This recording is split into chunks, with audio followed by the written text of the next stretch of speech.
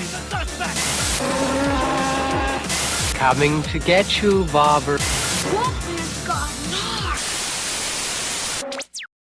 Hi guys, my name is Barry and welcome back to the channel. Today we're going to be talking about All the Boys Love Mandy, a movie that dated so badly, yet accidentally aged perfectly. The movie came out in 2006, but it felt like a slasher movie that belonged back in the 1990s. So it already, even at the time, felt outdated for the genre that it was trying to be in, because it is this whodunit movie, trying to figure out who the killer is, who's after these people. But they don't really do it well, because we find out almost just after halfway through the movie who the killer is, with a twist at the end that we'll talk about.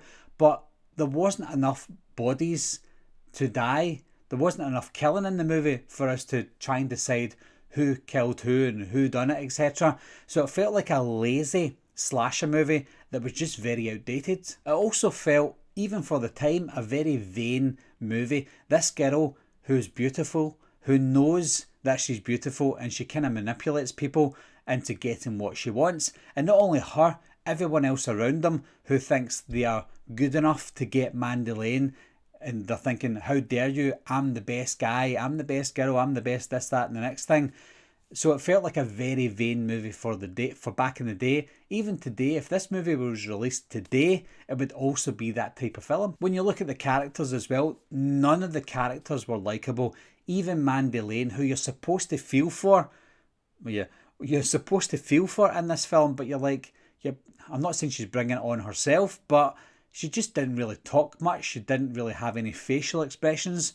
She was just this person in the movie for everyone to drool over. Like I said, guys, this was a whodunit movie where you're trying to figure out who this person is that's stalking Mandy, because we think it's Mandy that they're after.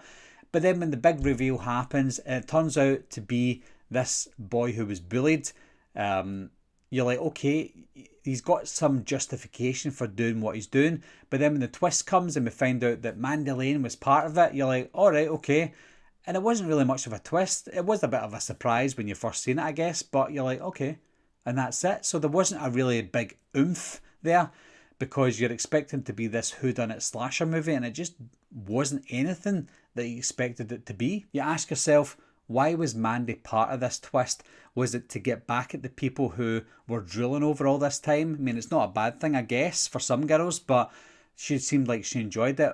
Was she really best friends with this boy who was bullied, and she felt like, if you're getting bullied, I'm getting bullied? There's just no justification or clear justification for why she did what she did. So here's why I think this movie was very outdated.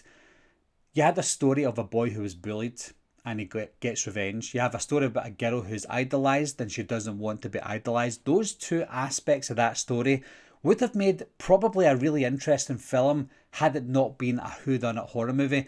It seems like one of these movies that you get, that you're trying to include a social commentary in a film and you disguise it in a horror movie. That happens all the time today. And this is probably one of the first movies that does it, back in 2006, where you got a really strong story that you could make a really good drama out of. However, instead, you're sugarcoating it with this whodunit movie. If you tried to sugarcoat it with a relevant subject at the time, a relevant horror style, then it might have worked better. But you're trying to disguise it as a whodunit slasher movie that was outdated by almost 5 or 6 years at this point. So I don't think it worked whatsoever. I think it would have played better as a non-horror film, but because they made it a horror film, it just didn't work at all. I found it quite funny that Mandy was this manipulative girl who done things to get what she wanted, and just seeing that unfold in real life with Amber Heard, with the whole trial, etc. I find it ironic. Is that what you would say? But yeah, Amber Heard was basically the pull for this film. And I'll be honest, I think I enjoyed the film back in 2006 only because of Amber Heard.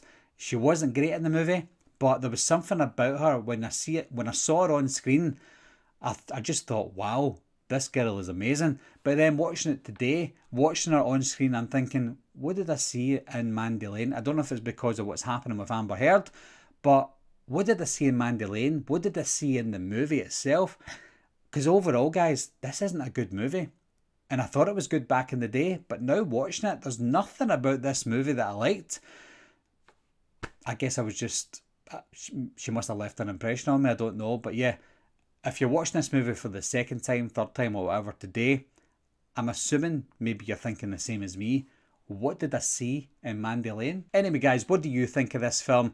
Does the real life Amber Heard cloud your judgment on this movie? Or do you genuinely, like myself, just not like the movie anymore because it's dated so badly? But leave your comments down below. Let me know what you think of the film. Maybe not talk about Amber Heard too much. Overall, what do you think of the movie? And as always guys, thanks a lot for watching. Thanks for subscribing. And I'll see you soon. Bye bye.